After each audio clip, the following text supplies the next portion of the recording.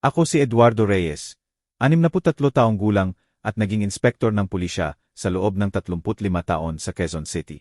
Ngayon ay ikukwento ko kung paano nagbago ang aking buhay sa gabi na tinawagan ako ng aking apo na si Nico na 16 na taong gulang lamang.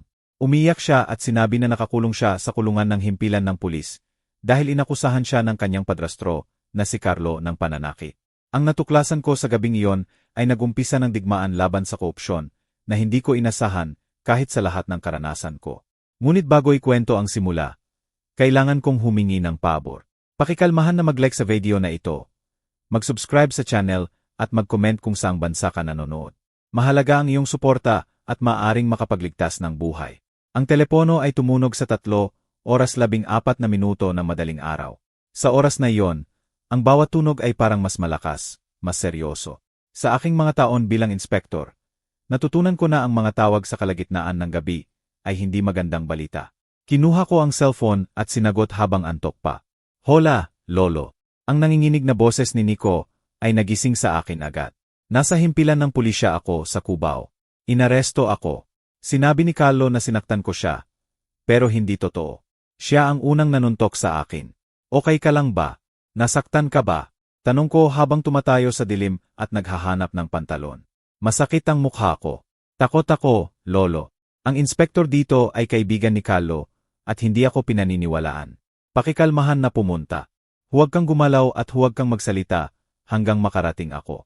Habang nagbibihis, pilit kong nililinaw ang isip. Si Carlo Santos, ang padrastro ni Nico.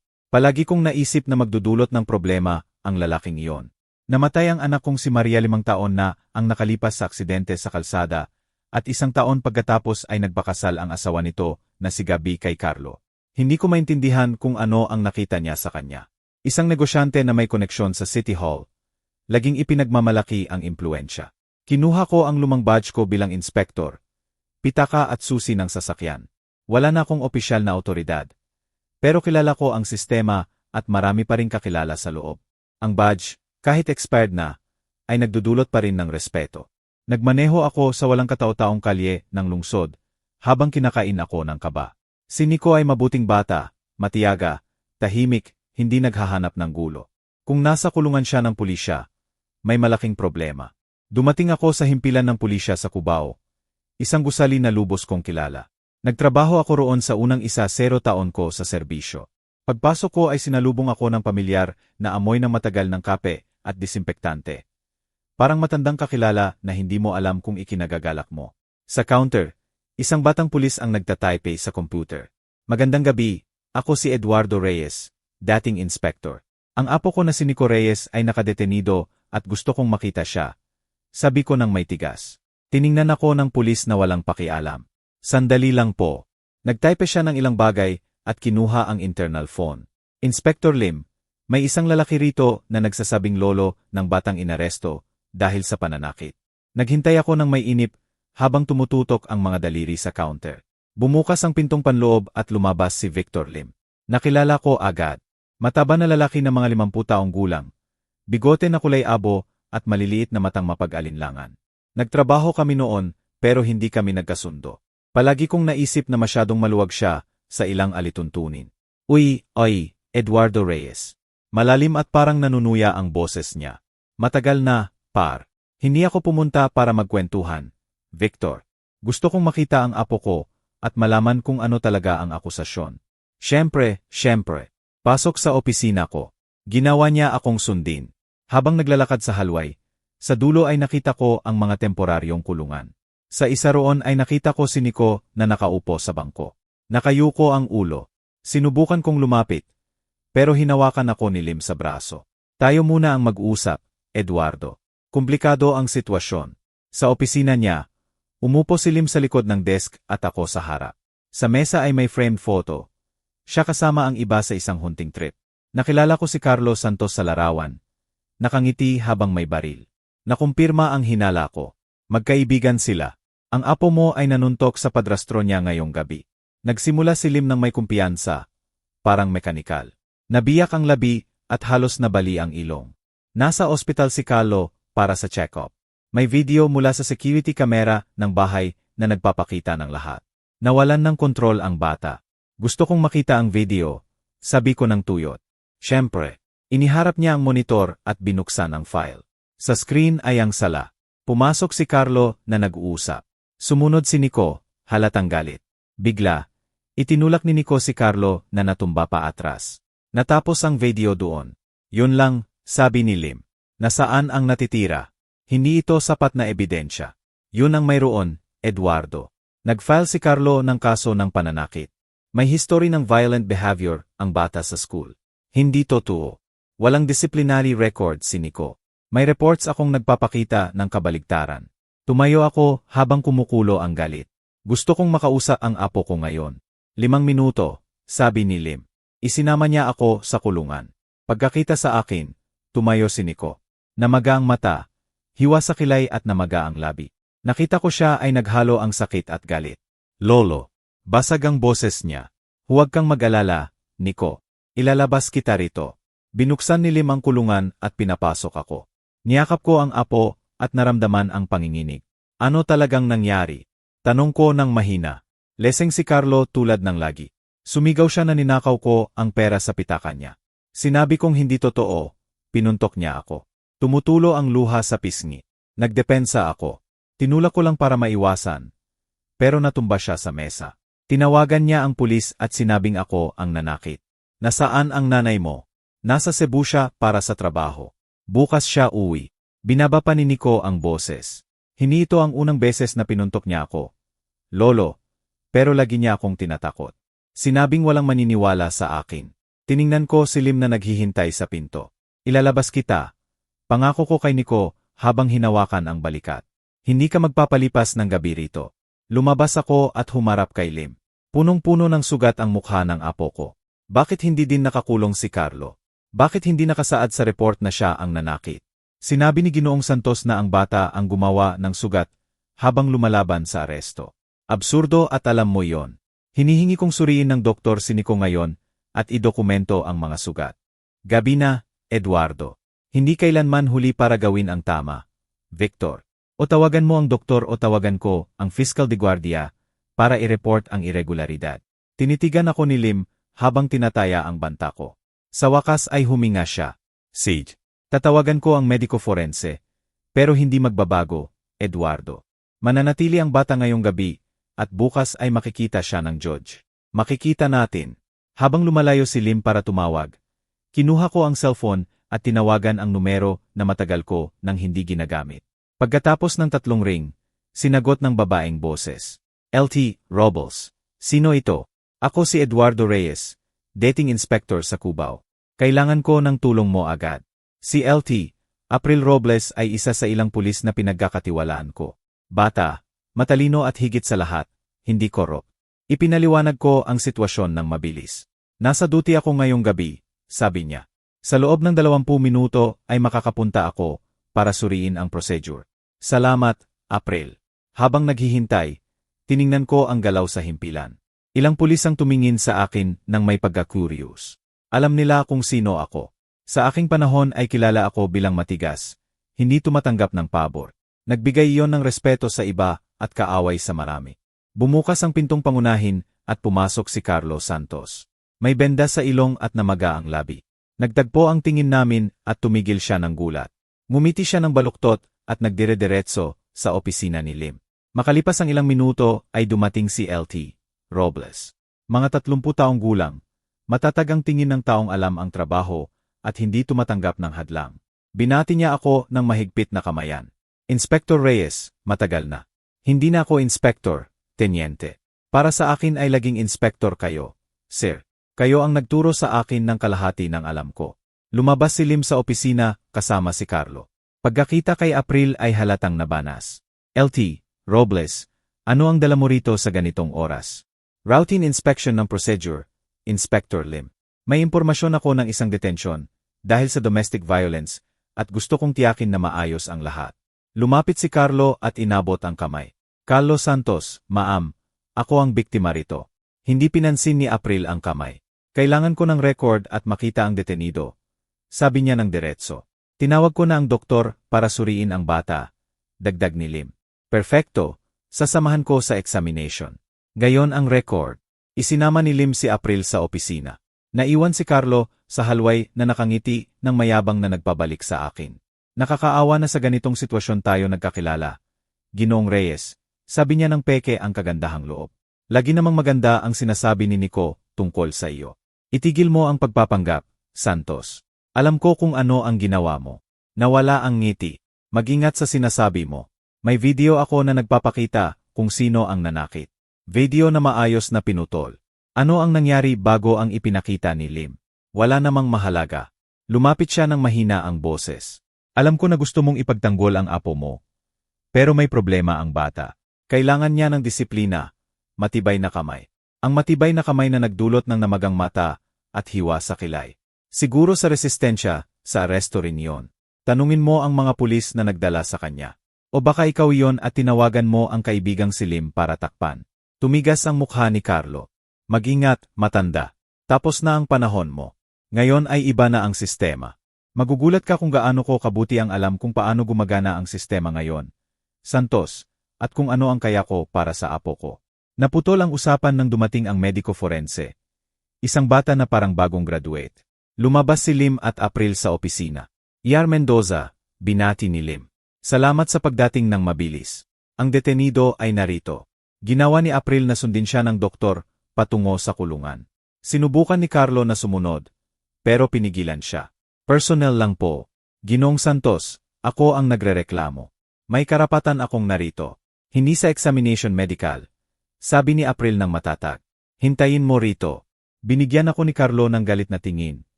Parang ako ang dahilan ng pag-aantala ng plano niya. Umupo siya sa waiting area. Tumututok ang daliri ng may nerbiyos. Tinawag ako ni April na sumama. Pumasok kami sa kulungan habang sinisyasat na ng doktor si Nico.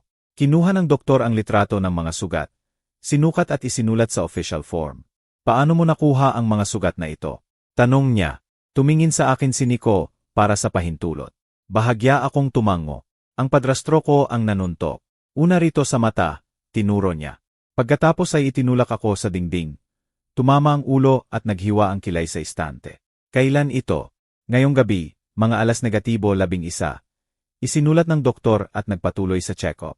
Pagkatapos, tumingin siya kay April. Ang mga sugat ay tugma sa sinabi. Ang hematoma sa mata ay kulay ng suntok na 4 hanggang 5 oras na ang nakalipas. Ang hiwa sa kilay ay tipikal ng impact sa bagay na may gilid, hindi sa direktang suntok. Tumango si April. Salamat, doktor. Kailangan ko ang report agad. Makukuha mo sa 1 oras. Pag-alis ng doktor, tiningnan ako ni April. Ito ay sumasalungat sa initial report, Inspector. Siyempre, si Lim ay tumatakpan kay Carlo. Sinuri ko ang video, sabi niya ng mahina. May kakaiba. Ang metadata ay nagpapakita na in-edit ito 2 oras na ang nakalipas. Ang original ay mas mahaba. Makukuha mo ba? Kailangan ng court order para sa home surveillance at kailangan ng ebidensya ng manipulation. Sumali si Nico. Ang kapitbahay na si Aling Cardenas ay may kamera na nakatutok sa pintuan namin. Lagi niyang na-record. Sabi niya ay ninanakaw ang mga paso. Tumingin sa akin si April ng may pag-asa. Alam mo ang eksaktong address. Jacar Street 247, Barangay Valverde, sabi ni Nico. Pupunta ako roon ngayon, sabi ni April. Kung magpapakita ng iba ang recording, mababago natin ang lahat. Mananatili ako rito sa kanya, sabi ko habang tinuturo ang apo. Hindi ko siya pababayaan. Hindi ko siya pababayaan, Lolo. Pangako ni April na sinadya ang personal na termino. Amoy korupsyon ito at alam mong iyon ang pinakagalit sa akin. Pag-alis ni April, umupo ako sa tabi ni Nico sa bangko ng kulungan. Pagod siya, takot, pero may ninga sa mata na lagi kong hinangaan. Alam na ba ng nanay mo? Tanong niya. Hindi pa. Gusto kong ayusin muna bago siya mabahala. Sasama siya kay Carlo. Lagi siyang sasama sa kanya. Mahal ka ng nanay mo, Nico. Pero minsan ang pag-ibig ay nagbibigay bulag. Nagmamanipula si Carlo sa kanya, bulong niya. Ginagawa niyang maniwala na ako ang problema. Nawala akong respeto. At naniniwala siya dahil naputol niya. Dahil ano? Dahil may pera siya. Dahil mula nang mamatay ang tatay ko. Natatakot ang nanay na mag-isa. Nasaktan ako sa narinig, pero alam kong totoo. Si Gabi, ang manugang ko, hindi tuluyang nakarecover mula sa pagkamatay ng anak kong si Maria. Magkadikit sila. Dumating si Carlo sa tamang panahon. Nag-alok ng katatagan sa pera at emosyon. O iyon ang akala. Ayusin natin ito, pangako ko kay Nico. At pagkatapos ay mag-uusap tayong mahaba tungkol sa lahat ng nangyari sa bahay na iyon. Dahan-dahang lumipas ang oras sa himpilan. Minsan sumisilip si Lim. Nagbibigay ng kaba na tingin. Nanatili si Carlo sa waiting area na nag-uusap ng mahina sa telepono.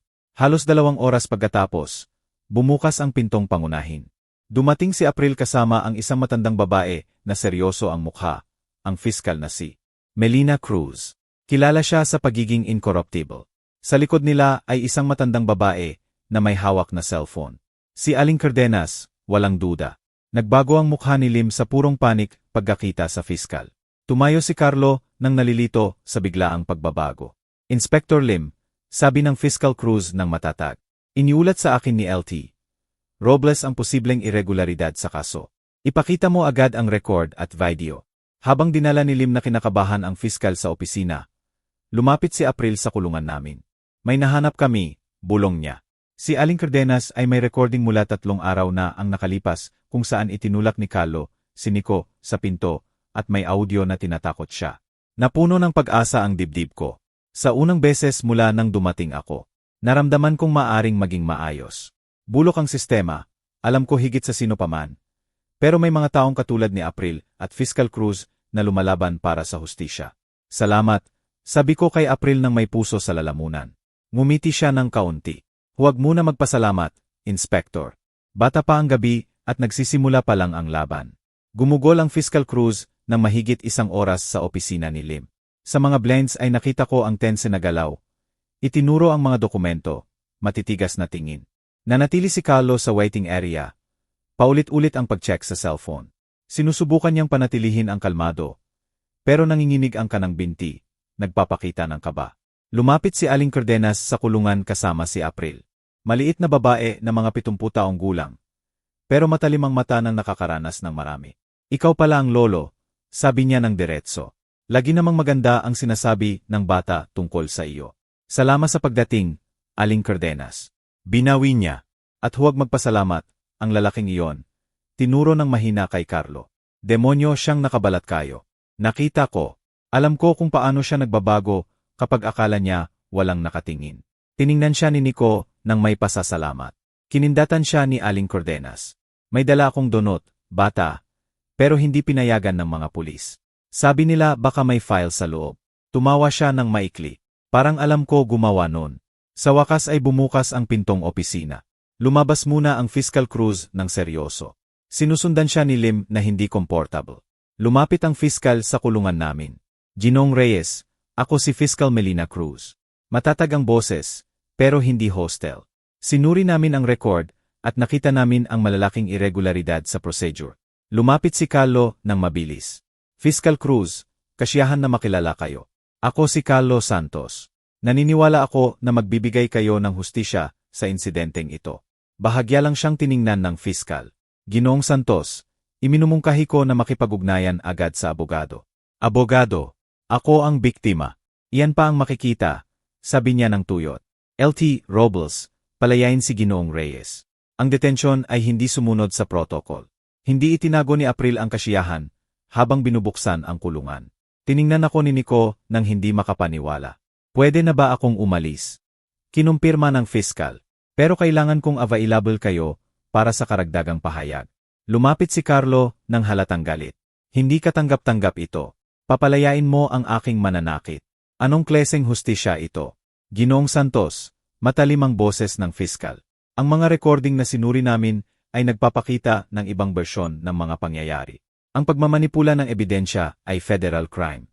Kung ayaw mong mas lumala ang kaso, iminumungkahi ko na pakikalmahan ang tono at makipagtulungan sa investigasyon. Namutla si Carlo, tiningnan si Lim na umiiwas sa tingin. Alam na lumulubog ang barko. Inspector Lim, dagdag ng Fiscal, sinuspindi ka pansamantala hanggang matapos ang internal investigation. Ibalik ang badge at baril sa duty officer. Nagmukhang hindi makapaniwala at galit si Lim. Mali ito, Fiscal. Sumunod ako sa reglamento. Ang procedure mo ay kasama ang pagtanggap ng manipulated evidence at pag-omit ng mahalagang impormasyon sa report. Ang medical evaluation ni Ginoong Reyes ay direktang sumasalungat sa bersyon mo. Hindi itinaas ng Fiscal ang boses, pero bawat salita ay parang martilyo. Si LT Robles ang magiging in charge ng himpilan hanggang may bagong abiso. Lumabas kami sa himpilan nang magsimulang liwanag ang langit. Ang sariwang hangin ng umaga ay parang naglilinis pagkatapos ng maraming oras sa nakababagabag na lugar. Tahimik na naglalakad si Nico sa tabi ko. Pagod pero nakaahon. Saan tayo pupunta, Lolo? Sa bahay ko. Hindi ka pwedeng bumalik sa inyo. Hindi muna. Sa sasakyan ay napansin kong unti-unti nang lumalambot si Nico. Komportable ang katahimikan sa amin. Pero alam naming marami kaming pag-uusapan. Hindi pa tapos ito, di ba? Tanong niya sa wakas. Hindi, Nico. Nagsisimula pa lang. Sa bahay ay nagluto ako ng kape, habang naliligo siya ng mabilis. Binigyan ko siya ng lumang damit mula sa anak kong si Daniel, ang tatay niya. Medyo malaki, pero okay. Naupo kami sa kusina na may usok na tasa sa harap. Sa wakas ay nagkausap kami ng matagal. Mula noong kailan ito nangyayari, Nico? Tanong ko. Tumingin ang apo sa kape. Mula nang magpakasal ang nanay kay Carlo. Sa simula ay sigawan lang, maliit na panlalait. Sinabi niyang tamad ako, hindi tumutulong sa bahay, masyadong gumagastos. Alam ng nanay, lagi itong nangyayari kapag wala siya. At kapag sinasabi ko sa kanya, itinatanggi ni Carlo. Sabi niya ay nag-overreact ako o nag-iimbento para paghiwalayin sila. Nilunok ni Nico ang laway. Sa paglipas ng panahon, tumigil na si nanay sa paniniwala sa akin. At kailan naging suntukan ang salita? Mga 6 na buwan na ang nakalipas. Dumating siya leseng. Galit dahil nawalan siya ng pera sa investment. Sabi niya ay malas ako. Mula nang dumating ako sa buhay niya ay sira ang lahat. Basag ang boses. Sinampal niya ako nang malakas na natumba ako. Pagkatapos ay umiyak, humingi ng tawad, binigyan ako ng pera para hindi ko sabihin. Tumaas ang galit, pero pinakalma ko. Bakit hindi mo ako tinawagan noon? Akala ko kaya ko at natakot akong magdusa si nanay kung magdedemanda ako. Mukhang masaya siya sa unang beses mula nang mamatay ang tatay. Naputol ang usapan ng telepono. Si Gabi, nanay ni Nico. Tatay, parang nababahala. Tinawagan ako ni Carlo ng hysterical. Sabi niya sinaktan daw ni Nico siya at ikaw ang nakialam para mailabas siya sa himpilan. Ano ang nangyayari? Ipinaliwanag ko ng may kalmado. Pero nagduda si Gabi. Kilala ko si Carlo, tatay. Hindi siya ang halimaw na sinasabi mo. Nakita mo ba ang anak mo? Namaga ang mata at hiwa ang kilay. Sasabihin mo ba na siya rin ang gumawa niyon? Ang katahimikan sa kabilang linya ang nagsabi ng lahat. May bahagi siyang nagdududa. Pero mas pinili niyang hindi tingnan. Pupunta ako riyan, sabi niya sa wakas. Gusto kong makausap si Nico. Pagkababa, nakita ko ang kaba sa mata ng apo. Darating si nanay. Pero huwag kang mag-alala. Hindi ko papayagang ibalik ka sa bahay na iyon. Habang naghihintay, natulog si Nico sa sofa. Tiningnan ko siya na nagpapaalala sa akin ng bata pa siya na tumatakbo sa sala. Hinahabol ang tatay. Namatay si Daniel ng 8 taong gulang si Nico sa aksidente sa expressway. Kasing absurd at bigla ng mga ganitong trahedya. Nag-collapse si Gabi at lumaki si Nico, halos walang ama. Tumunog ang doorbell pagkatapos ng tanghali. Maputla si Gabi, may dark circles. Sa aking gulat, kasama niya si Carlo. Ano ang ginagawa niya rito? Tanong ko nang hindi itinago ang galit. Asawa ko siya, tatay, at kailangan nating ayusin ito bilang pamilya. Ang pamilya ay hindi nananakit ng miyembro, Gabi. Lumapit si Carlo nang may concerned face. Ginoong Reyes, naiintindihan ko ang pag-aalala mo. Malintindihan lang noong gabi. Nawalan ng kontrol. Pero hindi ko sinasadyang saktan si Nico. Itigil mo ang speech, Santos. May ebidensya ang fiskal ng mga naunang pananakit mo. Namutla si Carlos sandali, pero mabilis na nag-recover. Ang matandang nakikialam na iyon ay nagbaluktot ng mga bagay. Ang anumang physical contact kay Nico ay disiplina lang. Disiplina ang boses ni April na nagulat sa lahat. Nasa pintuan siya na naka-uniform at seryoso. Hindi ko napansin ang pagdating. LT Robles, kinakabahan si Carlo. Hindi namin inaasahan na darating ka. Obvious na sagot niya habang lumalakad. Ginoong Santos, may order ako na kumpiskahin ang electronic devices sa bahay mo. Kasama ang surveillance system. Kailangan namin ang original recordings. Ito ay paglabag sa privacy ko, protesta ni Carlo. Sa anong autoridad? Sa autoridad ng order na ito na pinirmahan ni Judge Miranda Espinosa. Ipinakita ni April ang dokumento. Dagdag pa, hinihingi ng fiscal na mag-present ka ngayong hapon para sa formal statement. Naguluhan at takot na tiningnan ako ni Gabby. Tatay, ano ang nangyayari? Nagising si Nico sa ingay. Lumabas sa pinto habang kinukuskos ang mata. Pagkakita sa nanay, tumakbo siya para yumakap. Pagkakita kay Carlo, natigilan siya. Ano ang ginagawa niya rito, Nico? Kailangan nating mag-usap. Sabi ni Gabby na sinusubukang maging mapag-ugnay. Malintindihan lang daw. Lumayo si Nico. Pinuntok niya ako. Nanay, maraming beses kapag wala ka at tinatakot ako na huwag sabihin. Lumapit si Carlo nang may threat. Tumigil kang magsinungaling, ungrateful na bata. Pagkatapos ng lahat ng ginawa ko para sa iyo at sa nanay mo. Ginoong Santos, pinutol ni April habang pumapasok sa pagitan. Iminumungkahi ko na panatilihin ang distansya kay Ginoong Reyes. Ang anumang intimidation ay idadagdag sa kaso. Binigyan ni Carlo ng tingin na puno ng galit, pero umatras. Hindi pa tapos ito. May makapangyarihang kaibigan ako. Koneksyon. Ang koneksyon mo ay iniimbestigahan din. Sagot ni April.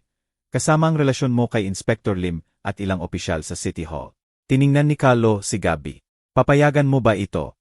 Hahayaan mo bang sirain ang pamilya natin dahil sa kasinungalingan ng anak mo? Parang napunit si Gabby sa dalawang katapatan. Tiningnan niya si Nico.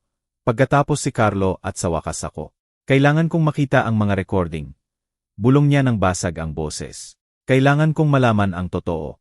Ang totoo ay nasa harap mo. Sabi ko habang tinuturo ang mga sugat ni Nico. Kailangan mo lang buksan ang mata. Napagtanto ni Carlo na natatalo siya. Nagbago ang mukha. Iniwan ang maskara ng mabuting tao. Ikaw ang naghanap nito. Makialam na matanda. Kung akala mo magtatapos ito ng maayos para sa iyo o sa bata, mali ka. Tumalikod siya at naglakad patungo sa sasakyan. Hindi pinansin ang tawag ni April na mag-present. Hayaan mo siya, tenyente. Sabihin ko, hindi siya makakalayo.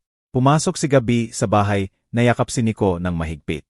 Nanatili si April sandali sa pinto kasama ako. Dapat siyang nag-present ng kusang loob, sabi niya. Ngayon ay kailangan kong arestuhin siya. Gagawin niya. Masyado siyang mayabang para maniwala na seryoso ang problema niya. Subestimado niya ang laki nito. May nahanap pa kaming iba sa cellphone ni Aling Cardenas. Mga episode ng abuse mula buwan na ang nakalipas. Lahat iyon ay nasa fiscal, at galit na galit siya. Kaunti ang bagay na mas nagpapagalit kay Fiscal Cruz, kaysa child abuse at police corruption. Tiningnan ako ni April ng seryoso.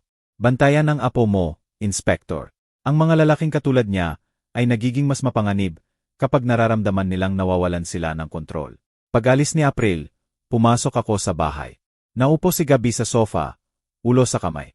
Naghahanda si Nico ng tsaa sa kusina. Paano ko hindi nakita? Bulong niya nang umupo ako sa tabi. Paano ako naging bulag? Ang pag-ibig ay minsan nagbibigay bulag. Sagot ko ng mahinahon. At si Carlo ay mahusay na manipulator. Hindi ikaw ang una o huli na mahulog sa ganitong tao.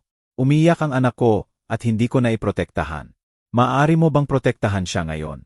Sabi ko, iniiwan si Carlo. Mag-testify laban sa kanya. Tiningnan ako ni Gabby at nakita ko ang bagong determinasyon sa mata. Gagawin ko. Hindi na niya siya sasaktan. Ang mga sumunod na oras ay dumaan ng kakaibang kalmado.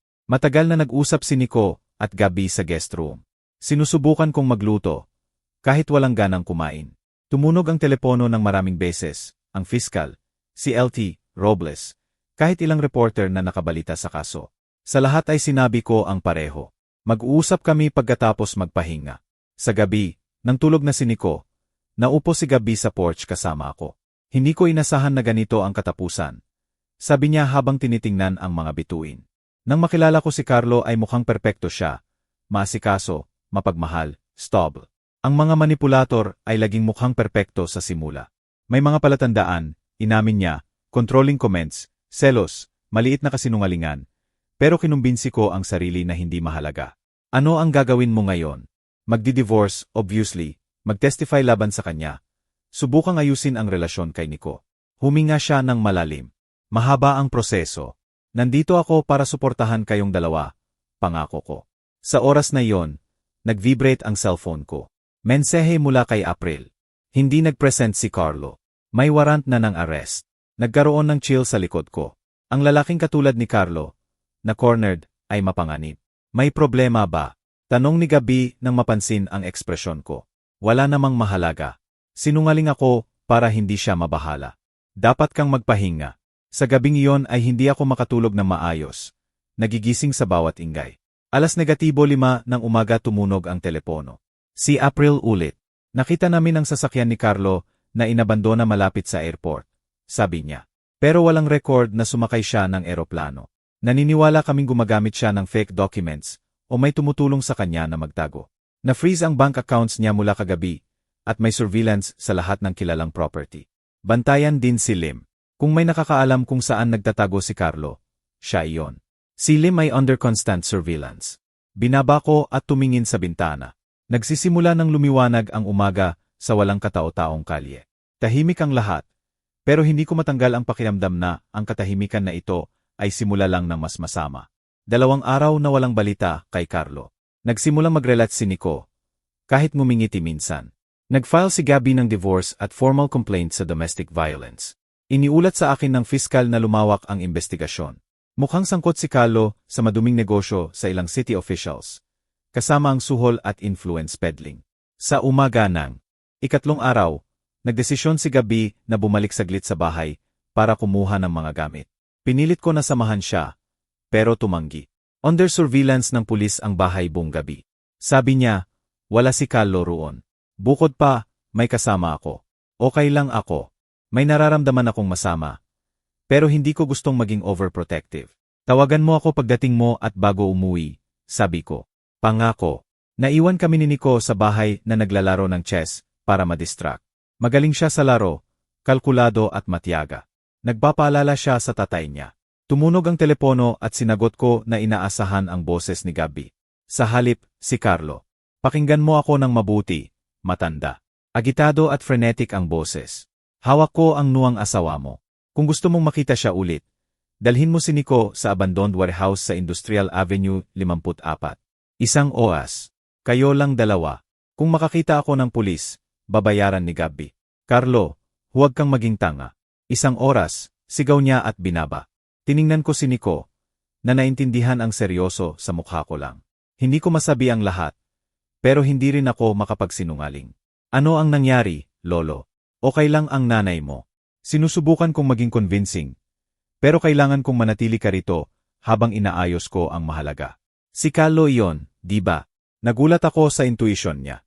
Ano ang ginawa niya? Sa oras na iyon ay tumunog ulit ang telepono. Si April. Inspector, may problema. Hindi nakarating si Gabby sa bahay. Ang pulis na dapat sumama sa kanya ay nakita na walang malay sa patrol car. Hawak ni Carlo siya. Sabi ko ng diretso. Tinawagan niya ako. Gusto niyang dalhin ko si Nico sa warehouse sa Industrial Avenue sa 1 oras o sasaktan niya si Gabby. Huwag kang pumunta mag-isa, Inspector. Trap ito. Alam ko. Pero hindi ko mariisk ang buhay ng manugang. Ibigay mo ang eksaktong address. Nagpapadala ko ng plainclothes units. Binigay ko ang details at binaba. Tinitigan ako ni Nico. Sasama ako, sabi niya ng matatag. Hindi, masyadong mapanganib. Nanay ko yon, Lolo, at kasalanan ko ito. Hindi kasalanan mo, Nico. Wala sa iyo ang lahat nito. Kung hindi mo ako isama, pupunta ako mag-isa. Gana ang determinasyon niya. Tiningnan ko siya habang tinataya ang sitwasyon. Kung iwan ko siya, susundan niya ako at mas mapapahama. Kung isama ko, maari ko siyang protektahan. Sige, sumuko ako sa wakas. Pero gagawin mo eksakto ang sinasabi ko. Walang tanong. Naintindihan. Tumango siya ng seryoso. Naintindihan. Habang naghahanda kami, hindi ko maiwasang isipin na patungo kami sa pinakamadilim na bahagi ng kwento. Pero alam ko rin na minsan kailangang daanan ang dilim para makarating ang liwanag. Walang katapusan ang biyahe sa White House. Nagmaneho ako ng tahimik kasama si Nico. Bahagyang nanginginig ang kamay, pero may determinasyon sa mata na nagpapaalala sa akin kay Daniel. Bago umalis, isinukso ko ang lumang service pistol sa likod ng pantalon. Umaasa akong hindi nagagamitin, pero may malupit na paraan ang buhay para baguhin ang plano. May plano ka ba? Tanong ni Nico na binabali ang katahimikan. Nagpapadala ng undercover units si LT Robles. Hindi tayo mag-iisa. Paano kung huli sila? Paano kung makita ni Carlo ang pulis at saktan si nanay? Wala akong nakakapanatag na sagot, kaya sinabi ko ang totoo. Gagawin natin ang lahat para hindi mangyari iyon. Nag-vibrate ang cellphone ko sa mensahe mula kay April. Teams in position in 15 minutes. Hintayin bago pumasok. Pero wala kaming 15 minuto. Pagdating sa Industrial Avenue, nakita ko ang abandoned warehouse sa dulo ng kalye. Pulang brick building, basag na bintana at graffiti. Perpektong lugar para ambush. Nagpark ako isang block away, tinignan ang paligid. Walang ibang sasakyan. Pero nakita ko ang itim na sedan na tinted glass malapit sa side entrance. Siguro sasakyan ni Carlo. Manatili ka rito, sabi ko kay Nico. Mag-ispi muna ako. Sabi niya kailangan tayong dalawa. Alam ko. Pero hindi ko gustong ilagay ka sa linya ng apoy. Nasa panganib na ako. Sagot niya ng may maturity na nag-disarm sa akin. At si nanay din. Hindi mo kami mapoprotektahan pareho kung iwan mo ako rito. Tama siya at masakit aminin. Bago ako makasagot, tumunog ulit ang telepono. Si Carlo. Nakita kong dumating ka na. Pasok kayo ngayon o babayaran ng nuwang asawa. Papunta na kami. Carlo, huwag kang magmalupit. 2 minuto. At binaba. Tiningnan ko si Nico habang nararamdaman ang bigat ng responsibilidad. Manatili ka sa likod ko sa lahat ng oras. Naiintindihan. Tumango ng seryoso. Naglakad kami patungo sa warehouse. Bawat hakbang ay mas mabigat. Ang pintong pangunahin ay nakaadyar at sumigaw ng masama ng itulak ko. Madilim sa loob. Halos ilaw lang mula sa maruming bintana at ilang skylight. Carlo, tawag ko habang sinusubukang panatilihin ang tigas ng boses. Nasa dulo kami, Eduardo, pareho. Hali kayo. Naglakad kami sa pagitan ng boxes at rusty chains. Amoy halumigmig at kalawang. Dumating kami sa mas maluwang na lugar at nakita sila. Nakaupo si Carlo na hawak ang braso ni Gabi. Luhaan ang mukha ni Gabi, pero mukhang walang sugat. Nanay, sigaw ni Nico na sinusubukang tumakbo. Pinigilan ko sa braso. Dahan-dahan, bulong ko. Pagkatapos kay Carlo, nandito na kami. Bitawan ang manugang ko. Tumawa si Carlo ng mapait. Akala mo ba madali, matanda? Sinira mo ang buhay ko, reputasyon, negosyo. Lahat ay nasa panganib dahil sa iyo. Ikaw mismo ang gumawa nito. Walang pinilit na manuntok ka ng bata. Kailangan ng disiplina ang bata. Mas hinigpitan niya ang braso ni Gabi. Nagreklamo siya. At ikaw, makialam na matanda, wala kang karapatan sa pamilya ko. Bitawan mo ako, Carlo, pakiusap ni Gabi, pinapalala mo lang. Tumahimik ka, inalog niya. Ikaw din ang nagkanulo pagkatapos ng lahat ng ginawa ko, para sa iyo, at sa grateful na anak mo. Tinasa ko ang sitwasyon. Lalong nawawalan ng kontrol si Carlo. May lagnat na ningas sa mata ng hayop na corner. Wala akong nakitang baril, pero hindi ibig sabihin na wala. Ano ang gusto mo, Carlo? Tanong ko habang sinusubukang maggain ng oras. Kailangan ng mga units ni April ng ilang minuto pa. Gusto ko ang dating buhay ko. Sagot niya ng basag ang boses. Gusto kong i-withdraw ang kaso. Gusto kong itigil ng fiscal ang investigasyon sa negosyo ko. At gusto kong ang batang ito, tinuro kay Nico, bawiin ang lahat ng kasinungalingan. Hindi kasinungalingan, sabi ni Nico ng kalmado. At tama ka sa isang bagay. Sinira mo ang sarili mong buhay. Sa bawat suntok mo sa akin, sa bawat threat, sa bawat manipulation sa nanay, hinukay mo ang sarili mong libing. Binawi ni Carlo si Gabi at sumugod kay Nico. Iyon ang moment na hinintay ko. Mabilis akong pumagitna. Huwag mong subukan na hawakan siya. Ano, matanda? Ano ang gagawin mo? Itinulak niya ako na underestimating ang lakas ko. Hindi ako gumalaw. Lumayo ka sa pamilya ko. Binalaan ko habang nararamdaman ang baril sa likod. Ngumiti si Carlo. Walang bakas ng katauhan. Ang pamilya mo, ang kite. Ang dating pulis, pinoprotektahan ang sarili. Gumawa siya ng motion na lumayo. Pero biglang umikot at naghagis ng suntok na halos na dodge ko. Ang biglang galaw ay nagpaurong sa akin ng hakbang. Nagbigay ng oras para abutin ang baril sa baywang. Itinutok niya sa dibdib ko. Ngayon ay seryoso na tayo. Sabi niya ng may chilling calm.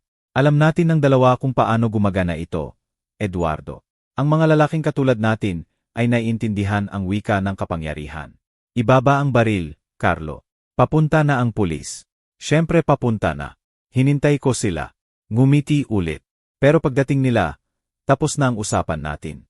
Ginamit ni Gabi ang distraction para tumakbo kay Nico at yakapin siya. Tiningnan sila ni Carlo nang may galit. Tingnan mo ang masayang pamilya. Nakakaantig. Carlo, sinusubukan kong kumbinsihin. Pwede ka pang lumabas rito. Ibaba ang baril. Sumuko ka.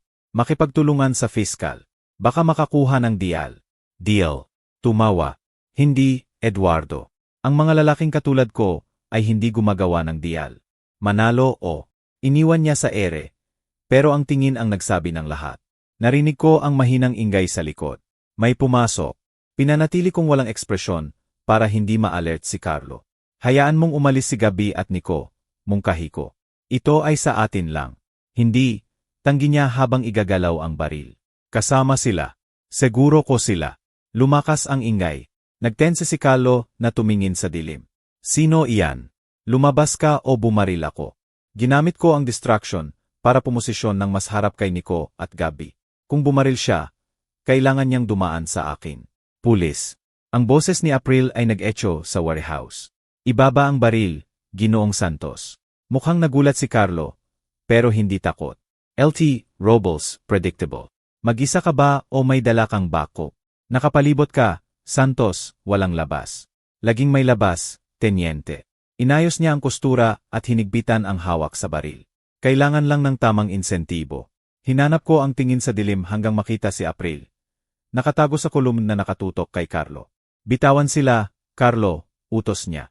May paparating na units. Sa ilang minuto ay puno na ito ng pulis. Kaya wala tayong maraming oras, sagot niya. Bigla niyang itinutok kay Nico. O hayaan mo akong lumabas o ang bata ang magbabayad. Nangyari lahat sa isang iglap. Nang hindi nag-iisip, sumugod ako kay Carlo nang hawakan niya ang trigger. Tumunog ang putok sa warehouse. Naramdaman ko ang matalim na sakit sa balikat. Pero natumba ko siya sa lupa. Lumipad ang baril sa semento. Lumabas si April mula sa dilim na tumatakbo patungo sa amin. Sumigaw si Gabi habang yakap si Nico na walang sugat. Nag-away kami ni Carlo sa lupa. Kahit edad ko, ang adrenaline ay nagbigay ng lakas para pigilan siya hanggang makarating si April at ikinulong ang kamay. Okay ka lang ba, Inspector? Tanong niya nang makita ang dugo sa shirt ko. Gasgas lang. Sinungaling ako habang lumalakas ang sakit. Alagaan mo siya. Dumating ang iba pang pulis. Sinigurado ang lugar. Isang pulis ay may first aid kit habang dinala si Carlo nang may sigaw ng threats at insulto. Hindi pa tapos ito, sigaw niya. May makapangyarihang kaibigan ako. Maghihiganti ako sa inyo lahat. Tumakbo si Gabi at Nico patungo sa akin na nag-aalala sa sugat. Lolo, maraming dugo. Sabi ni Nico na puno ng luha ang mata. May mas masahol pa ako. Sinusubukan kong pakalmahin. Kahit matindi ang sakit. Paparating na ang ambulansya, sabi ni April. Hawakan mo, Inspector. Pinindot ng paramedic ang sugat habang tinitingnan ko ang pamilya. Kahit sa takot na naranasan, nakita ko ang relief sa mukha nila. Wala nang makakasakit sa kanila si Carlo. Sa ambulansya, kasama si Gabi at Nico, naramdaman ko ang kakaibang kapayapaan.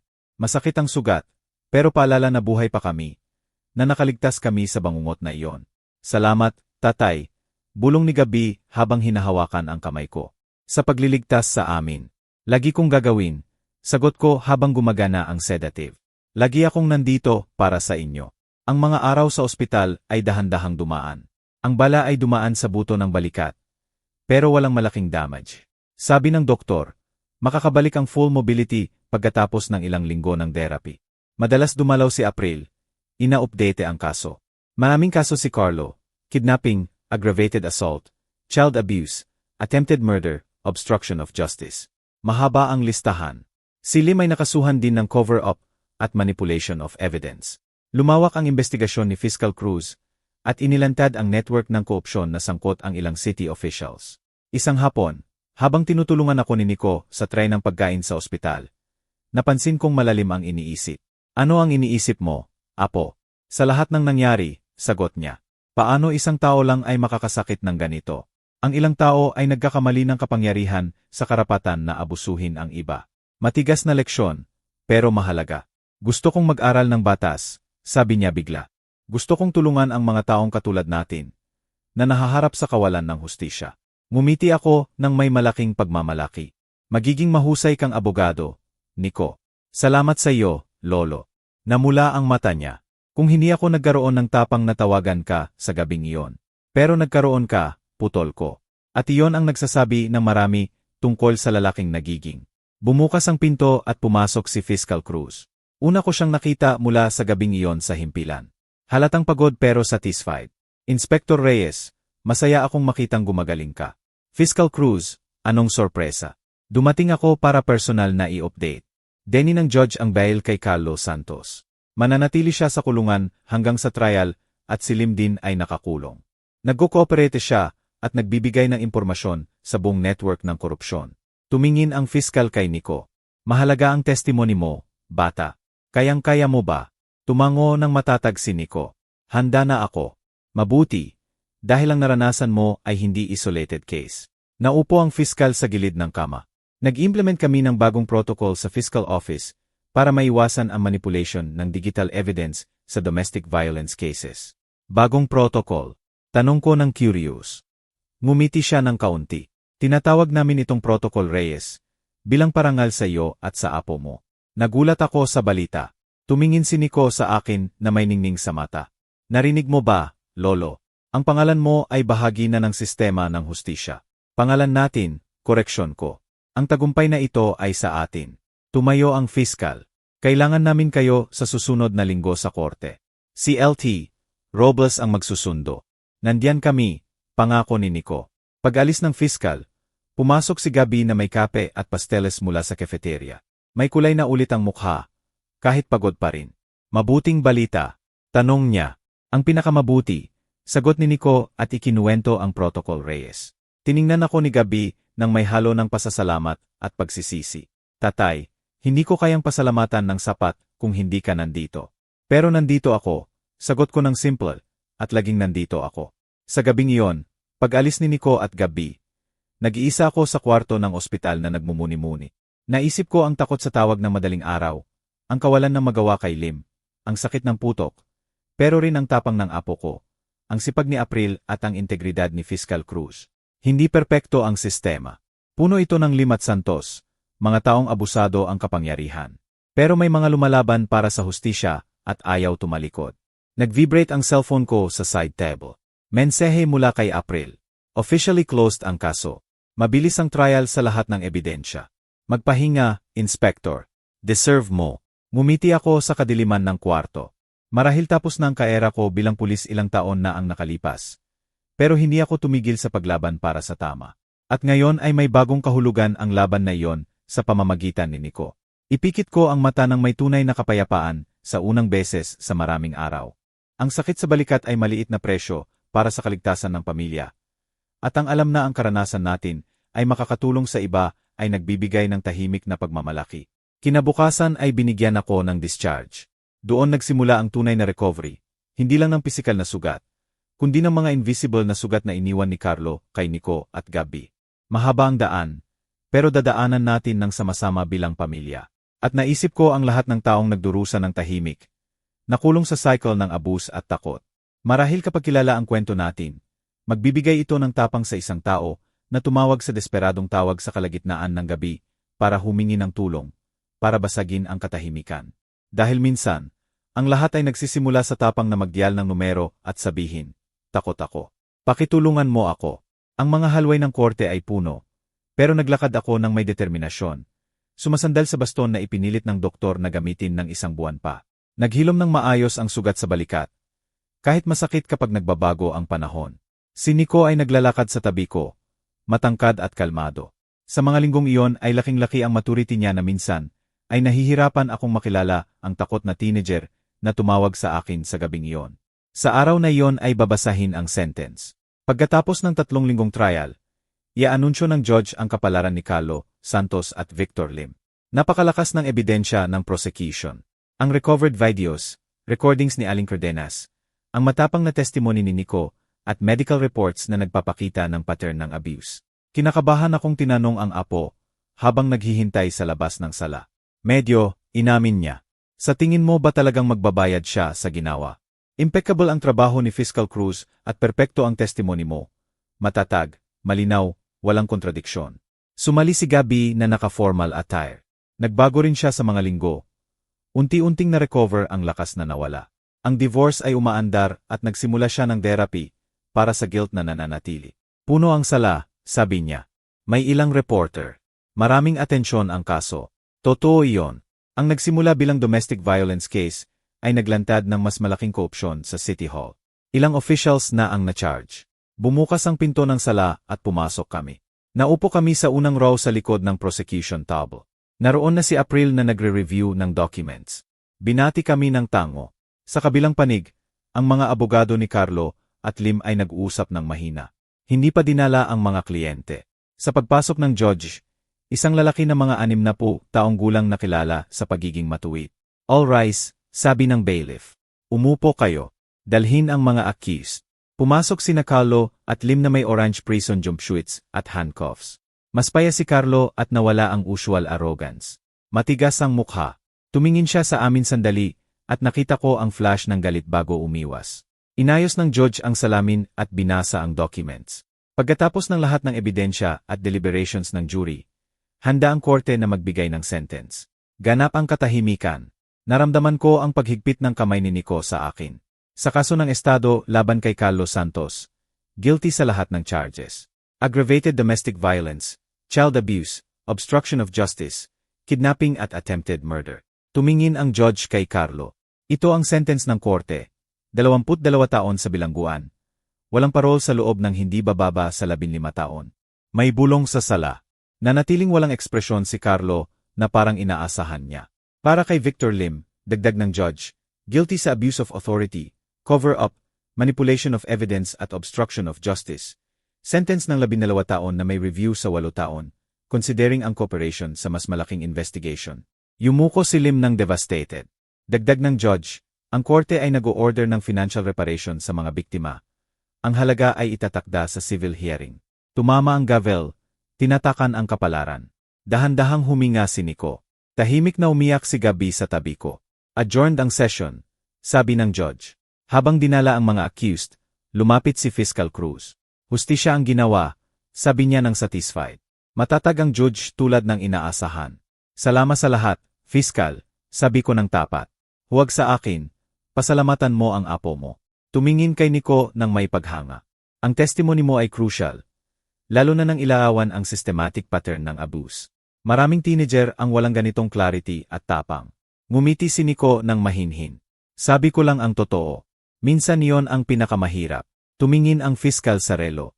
Kailangan ko nang umalis. May press conference sa 20 minuto tungkol sa kaso at bagong protocol. Gusto nyo bang sumama? Tumingin ako kay Nico at Gabi. Sa tingin ko kailangan muna namin ng private moment. Sagot ni Gabi. Matindi ang umaga. Siyempre, may details si LT.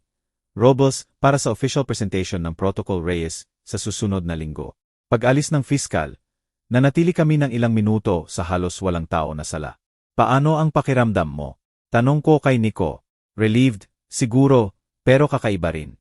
May bahagi sa akin na umaasa na magsosorry siya, na magpapakita ng remorse. Ang mga lalaking katulad ni Carlo ay bihirang aminin ang mali, sabi ko. Lagi nilang sinisisi ang iba. Sa tingin mo ba magbabago siya sa kulungan? Hindi ko alam, apo, pero ang mahalaga ay hindi na siya makakasakit sa iyo. Lumabas kami sa korte sa side door para iwasan ang mga reporter. Maganda at mainit ang araw. Mag-almusal tayo, mungkahi ni Gabi. Dapat tayong mag-celebrate. Sa restaurant ay tiningnan ko ang pamilya. May lightness sa kanila na matagal ko nang hindi nakita. Hindi nawala ang shadows, pero hindi na gaanong makapal. Napagdesisyunan mo na ba kung saang university mag-a-apply? Tanong ko kay Nico. Tinitingnan ko ang State University. Magandang law program at sinabi ni Fiscal Cruz na maaari niya akong irekomenda sa special mentorship program. Magandang oportunidad, sabi ni Gabi ng may pagmamalaki. At nakakuha ako ng bagong trabaho. Nagsisimula ako sa susunod na buwan bilang supervisor sa kumpanya. Nagkakasundo ang lahat. Nagtoast ako habang itinaas ang baso. Sa mga bagong simula. Sa isang sandali, parang malayong bansa ang nakaraan na nakaligtas kami. Ang mga susunod na linggo ay nagkaroon ng sariling ritmo. Gumaling ang balikat ko ng sapat para iwan ang baston. Naghanda si Nico ng applications sa university nang may bagong sigasig. Mas madalas na sa bahay ko si Gabi kaysa sa bagong apartment niya. Isang hapon, tumawag si April. Inspector, may date na para sa official presentation ng Protocol Reyes. Biyernes sa alas negatibo, 11 ng umaga sa main auditorium. Gusto ng Fiscal na magsalita ka at si Nico tungkol sa karanasan ninyo. Pagkwento ko kay Nico, nakita ko ang excitement sa mata. Pagkakataon nito na tulungan ang iba na dumadaan sa parehong bagay, sabi niya. Sa araw ng presentation, puno ang auditorium. Mga pulis, fiscal, judges. Ipinaliwanag ni Fiscal Cruz ang bagong protocol. Set ng procedures, para siguraduhin ang integrity ng digital evidence sa domestic violence at child abuse cases.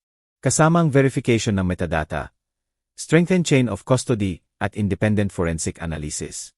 Ang protocol na ito ay mula sa isang kaso na naglantad ng malalaking butas sa sistema, paliwanag niya. Sa turn ko, tumayo ako. Sa 35 taon bilang inspektor ng pulisya. Nagsimula ako. Akala ko kilala ko ang sistema, ang lakas at kahinaan. Pero nang mahulog ang sarili kong apo sa sistemang iyon, saka ko talagang naintindihan kung gaano kahina ang mga biktima ng abuse sa loob nito. Maikling ikinuwento ko ang kwento namin. Binigyang din ang crucial support ng mga katulad ni April at Fiscal Cruz. Nang kunin ni Nico ang mic, malinaw at matatag ang boses. Direkta siyang nagsalita sa mga kabataan sa audience. Inilarawan ang subtle signs ng abuse na binabaliwala, ang psychological manipulation, ang takot. Kung dumadaan kayo sa katulad nito, malaman nyo na hindi kayo nag-iisa, sabi niya. May maniniwala sa inyo. Kailangan lang ng unang hakbang, ang tawag na ginawa ko. Ang mga salita ay sinalubong ng malakas na palakpakan. Lumipas ang mga buwan. Na-accept si Nico sa State University. Natapos ni Gabi ang divorce. Nagbalik ako sa mga lumang hilig. Isang hapon, halos isang taon pagkatapos ng gabing iyon, dumating ang official envelope. Denny ang appeal ni Carlo. Hindi ko sinabi kay Nico o Gabi. Walang saysay na abalahin ang kapayapaan na hirap nilang nakamit. Kinabukasan, dumating si Nico para mag-breakfast. Bakasyon niya at ngayon ay nagvo-volunteer bilang mentor sa iba pang survivors. May ipapakita ako sa iyo, sabi niya habang kinukuha ang papel mula sa backpack. Acceptance letter para sa Summer Law Program. Impressive, Nico. Inirekomenda ako ni Fiscal Cruz, paliwanag niya. Sabi niya may potential ako na magtrabaho sa domestic violence unit balang araw. Mahirap ang daan na pinili niya, pero nakita ko ang bagong lakas, resilience na galing sa sariling sakit. Alam mo ba ang kakaiba, Lolo? Dagdag niya. Minsan naiisip ko si Carlo at wala nang takot o galit. Awa na lang. Bahagi rin yon ng healing, sagot ko. At ikaw, galit ka pa rin ba? Nag-isip ako sandali. Sabihin na hindi ko na sinasayang ang enerhiya sa kanya. Mas gusto kong ilaan kayo, sa pamilya natin, sa magagandang lumabas sa lahat nito. At totoo yon. In-adopt ang Protocol Reyes sa iba pang estado. Natuklasan ni Nico ang kaling niya. Nakabawi si Gabi ng buhay. Sa weekend na yon ay nagkaroon ng maliit na celebration sa bahay ko. Nagdala si Gabi ng pagkain. Nagdala si Nico ng mga kaibigan mula sa support group at dumating si Aling Cardenas na may box ng donuts. Habang pinapanood ang bagong extended family, lumapit si April. Alam mo ba na 3 estado na ang nag-a-adopt ng protocol? Sabi niya, at isinasaalang-alang sa national level. Ay, at napromote ako sa captain. Congratulations, captain. Deserve mo. Salamat, Inspector. Bahagi mo at ni Nico ito. Habang nagpapatuloy ang gathering, lumabas ako sandali sa porch. Nagsisimula ng kulay kahel ang langit. Naisip ko ang contrasts. Habang nag-celebrate kami, nagsiserve si Carlo ng sentence. Habang nagtatayo ng future si Nico, nawawasak ang career ni Lim. Wala akong satisfaction, lang ang katiyakan na ang hustisya, kahit imperfect at mabagal, ay dumating. Hinanap ako ni Nico. Okay ka lang ba, Lolo? Namimiss mo ang desert. Nag-iisip lang ako, sabi ko habang inilalagay ang braso sa balikat niya. Kung gaano ako ka-proud sa iyo, sa lalaking nagiging. Salamat sa iyo, sagot niya habang inihahawak ang ulo sa balikat ko. Kung hindi ako tumawag noon. Pero tumawag ka at iyon ang nagbago ng lahat. Bumalik kami ng sama-sama sa loob. Sinalubong kami ni Gabi ng ngiti. May lightness sa mukha na nagpapaalala sa akin sa batang nakilala ko bago siya lagaslas ng buhay. Habang kumakain ng dessert, naisip ko ang lahat ng teleponong tumutunog sa kalagitnaan ng gabi. Ang nanginginig na boses na humihingi ng tulong. Ang kwentong nagsimula sa desperadong tawag ay hindi nagtapos sa fairy tale. Bihira ang fairy tale sa totoong buhay. Pero nagbigay ito ng katumbas na mahalaga. Ang pagkakataon na gawing purpose ang sakit, determinasyon ang takot, at traumatic experience sa legacy na magpoprotekta sa marami. At marahil iyon ang pinakamalaking tagumpay. Kung naantig ka sa kwento ko at gusto mong malaman ang susunod, mag-subscribe at i-activate ang bell para hindi mo makaligtaan ang next chapter. Tandaan, ang suporta mo sa like at comment ay maaring makapagligtas ng ibang buhay katulad ng pagliligtas sa buhay ng apo ko.